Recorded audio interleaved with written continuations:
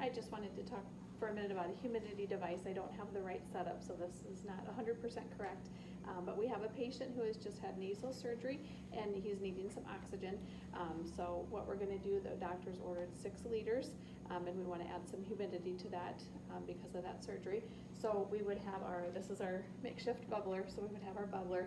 First we're going to go to the patient's chart, check that the order is there, enter the patient's room, verify ourselves, verify the patient, introduce ourselves, verify the patient, sanitize our hands, and then we're going to explain to the patient, because you've had this surgery, we're going to increase that oxygen a little bit for you, and I know there's nasal discomfort, got some soreness going on around there, so we're going to use a face tent for this, and this just makes it so that you're getting your oxygen, and then you're not having irritation around that area that was just traumatized.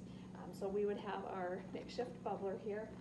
We would connect corrugated tubing, and once again, not the correct setup. My tubing is extra long. It should not be this long. But first what we're going to do is we're going to go ahead and set up this bubbler here. So this would be the top of our bubbler. There would be a pop-off valve there. There would be a wick in the middle there.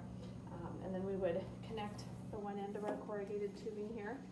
Like I said, this is not typically, this would go right up here. The face tent is going to go, we have this other, the other end of the corrugated tubing here. This would go to the patient, so then we would apply this face tent to the patient with that other end of that corrugated tubing. So that would be to the patient.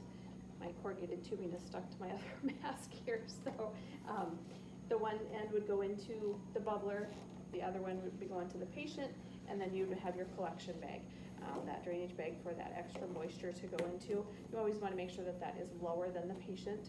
And anytime you move the patient, you just want to make sure that you're keeping that lower than the patient, that it's not coming back up, because it could come through the tubing and go directly into that patient's mask, and we don't want that to happen. So like I said, it would be 6 liters. So we would have this patient set on about 45% of FiO2 at 6 liters. That would be a 2-to-1 ratio, and you take that times your liters, you'd have 18 liters of total flow. So like I said, this is just kind of not very correct with the equipment that I have, just trying to show you that drainage bag and the humidity piece of it.